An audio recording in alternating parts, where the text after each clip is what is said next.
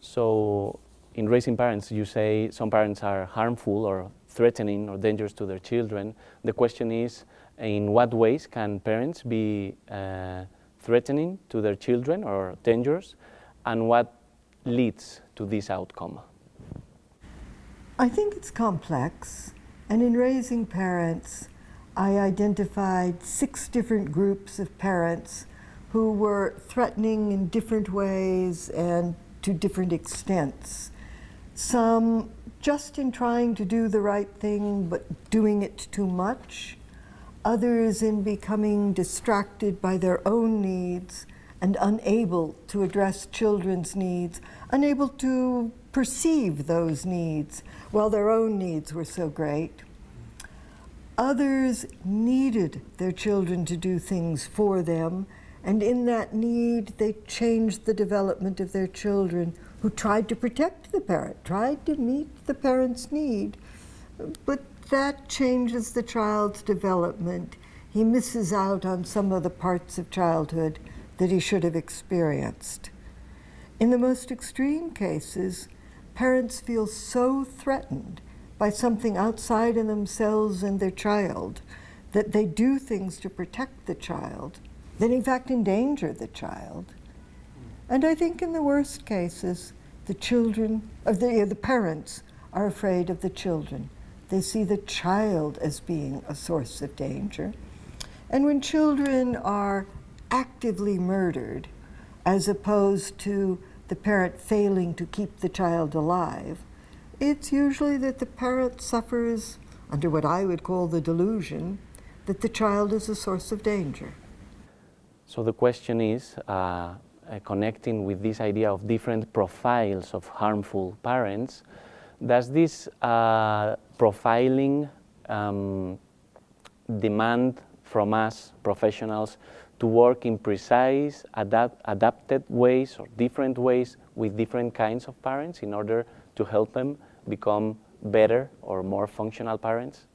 Well, for sure, in treatment, there is no one-size-fits-all. Mm-hmm. For sure, the treatment should be customized to each parent, each family. So, yes, I gave you 6 clusters just now. But within those, there's wide variation. Mm-hmm. And the more serious the parent's problem is, the more they distort their understanding of the situation so that it is different from how we see it, the more I think you need to know about their unique developmental experience, why they do what they do. Because every parent is doing what they think is best. They want their children to do well. And when their efforts don't work, there's some misstep in their mind, some psychological shortcut that I think we need to explore and understand in order to ultimately customize a treatment for them. I would say that the more serious the problem is, the more carefully customized the solution needs to be. Mm-hmm. So the question would be, what are harmful parents protecting themselves against when they harm their children? They are protecting themselves against their feeling that they haven't done enough, that they aren't good enough, that their parents won't be satisfied with them, their feeling that they aren't getting the love they expect from their child, so they're having to do something to obtain that love. Their motivations are different, but they often come out of either harsh childhoods or empty childhoods. Mm-hmm. And more often than not, I hear parents say, I don't want to raise my children like my parents raised me. My parents were harsh and cruel, and I'm going to be tender and caring, and I'm not going to hurt my children in the same way. And they do a pendulum swing. So they aren't harsh and cruel and bitter. They're unavailable, and they don't set limits, and they're too generous, and their children don't know that the parent will be there. Or conversely, my parent never set limits for me, never told me what to do. I will be there. and they often swing. I call it pendulum parenting. They actively intend not to be like their parents, and they swing all the way across to the opposite error, which is the error they can't perceive. It's the error they haven't experienced. So they think they're doing well, they think they're doing the best, and we think they've gone too far. They didn't find the balanced middle. The question is, you have mentioned the need among parents who are treated by us, of us being transitional attachment figures. Can you elaborate on this in practical, clinical terms? What does that entail? It entails knowing the person you're working with in a personal and intimate way within the constraints of therapy. I don't want sexual abuse, and I don't want a confusion of romantic relationships and such, but in a unique and personal way that allows the parent to really know that they are accepted as they fear they are.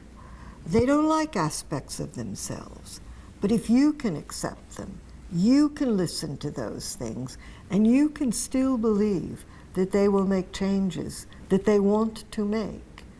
And you offer yourself to accompany them on this difficult journey, the end of which isn't really known.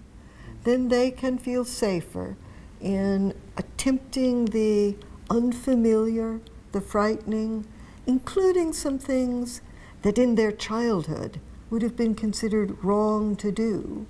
But now in adulthood, thinking it over, they think it might be worth a try. But trying all alone can be very difficult. So this is a transitional attachment figure, someone who treats them the way we wish their parents had treated them. You're in a parent role, really.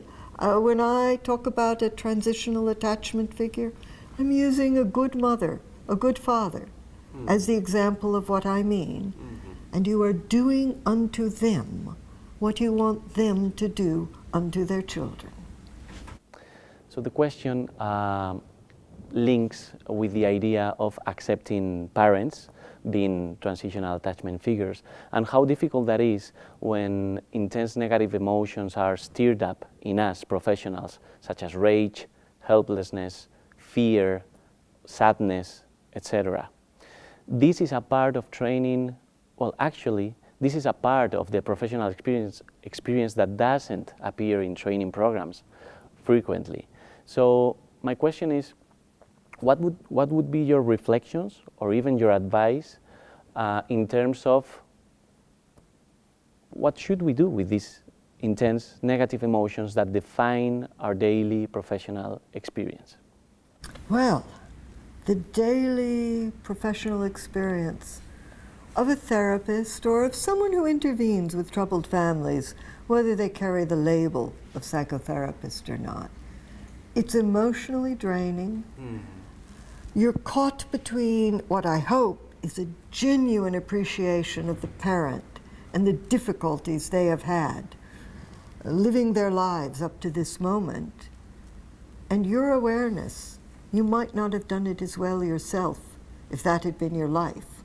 A little bit of humility helps here. And the other side, you're seeing the people who are hurt by the decisions they are making without even thinking about those decisions. So you care for the children, and you see what the parent is doing, and you're pulled in both directions. So I guess I see two things that would be helpful. One is, I think the person who is offering help needs to know themselves much better than we usually do. We are the hurt profession. We do, as a group, have very difficult backgrounds. Some of us have sorted it out, and we're really able to be compassionate and helpful. Many of us are still caught in some of our own experiences, and when we feel extremely negative feelings, I suspect we're caught in our backgrounds in that moment. And I would like people who are going to work with very troubled people to know themselves much better than most of us do.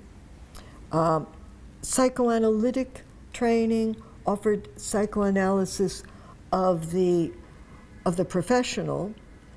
I wouldn't offer psychoanalysis, but I would want to offer the attachment equivalent of it, so that one knows themselves in terms of the dangers you have been exposed to, the strategies you use to resolve them, and the psychological shortcuts you take without even knowing that's what you're doing.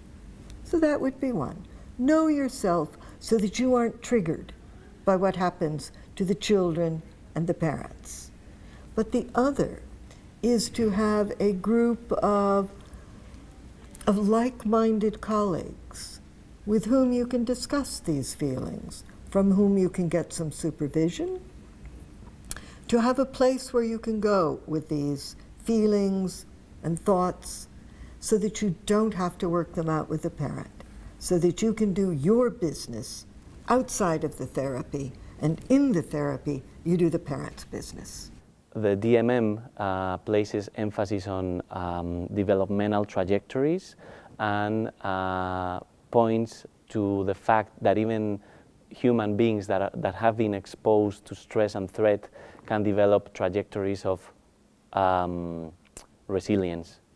The question is, how do you understand resilience? What is it, in your opinion?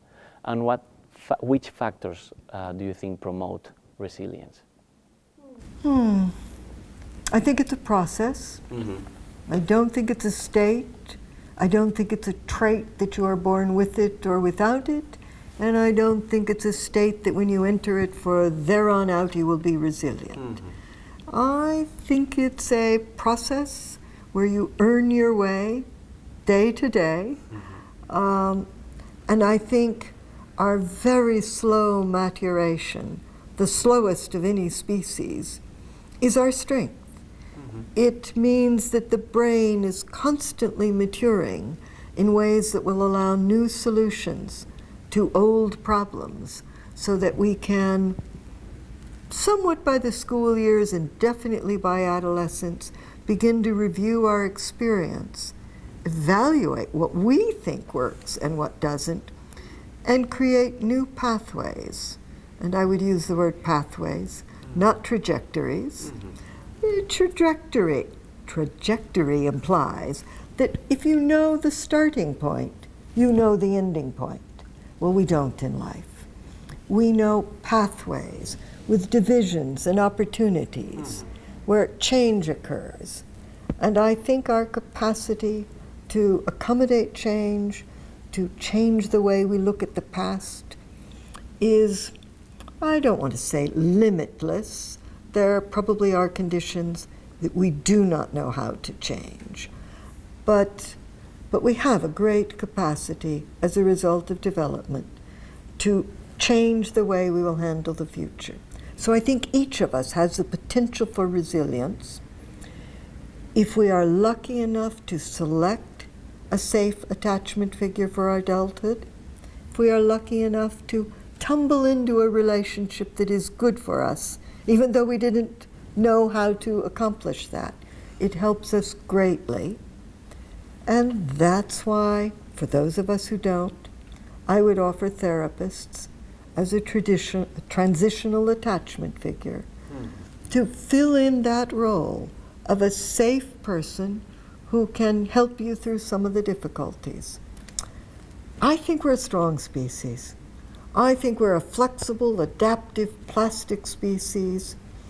And although resilience moves forward in the brain, so that by adolescence and adulthood, it's very cortical, and that has some implications.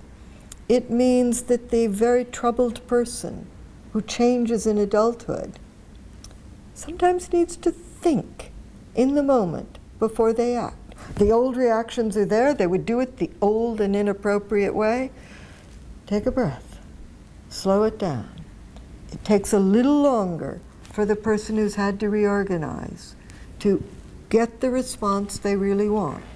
But if they can learn to slow it down, if they've had someone to help them, I think any of us can ultimately show resilience. The mere fact that we are alive shows that we were in some way resilient.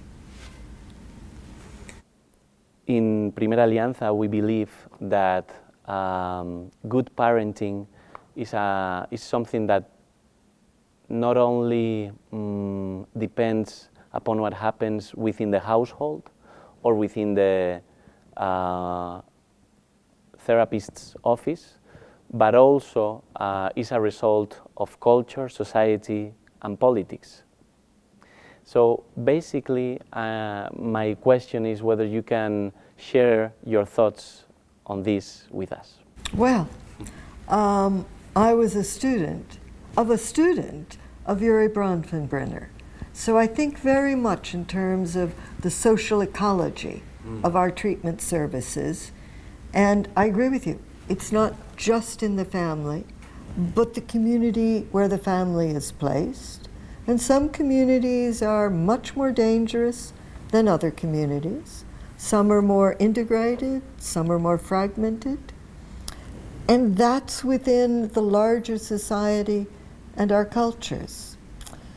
We make resources available to families, or we withhold them. We make them evenly available or unevenly available.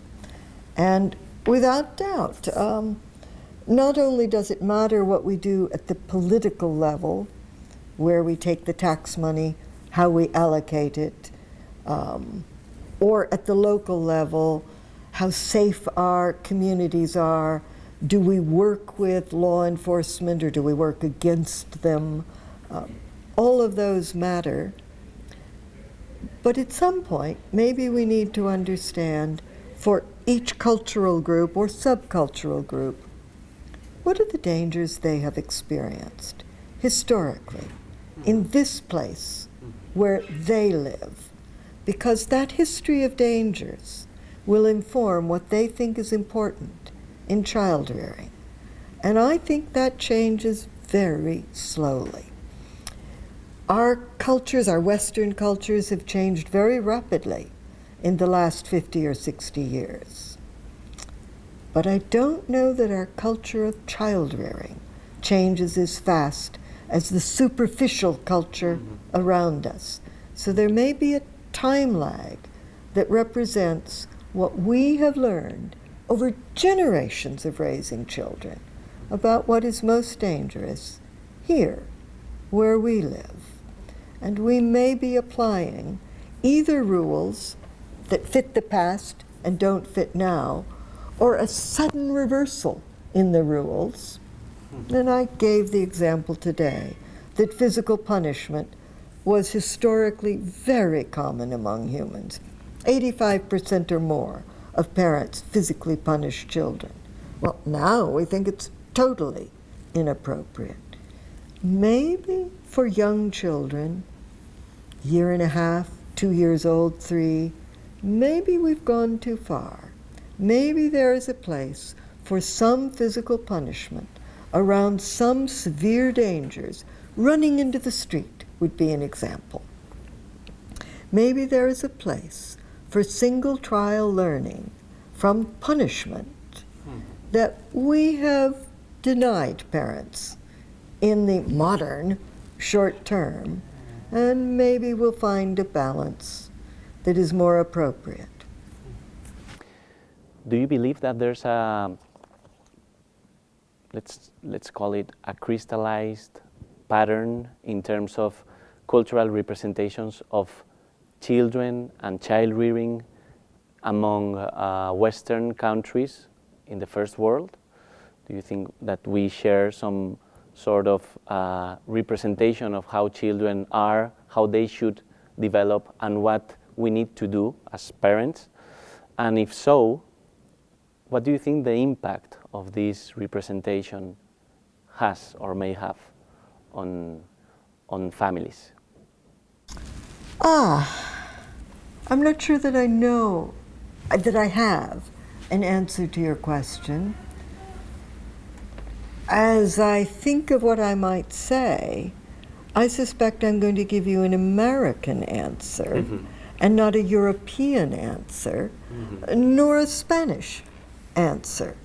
And maybe that is the answer, that all of our Western cultures are changing rapidly, are becoming very urbanized, are moving away from providing the means of our own life to a, well, you say globalization, but a moving of the production of food and the basics of our lives into other people's hands. And so we are specialists, we are expected to change rapidly. And I think, at least I will speak from an American perspective, we imagine that our children may have a different future than we have had. And the question we ask ourselves is, how do we prepare our children for a future that we cannot yet see? And I think that's very different from life even 100 years ago, when generation to generation we thought we knew what the future would look like. Not for each person, but for the society as a whole. I think we are less sure now that we know how life will be in 20 or 50 years. We even talk about living on other planets. I think we do not feel confident that we know what the future will bring. And we, again, maybe I'm just talking American here, we need to prepare our children to be knowledgeable enough and flexible enough to do things we didn't imagine.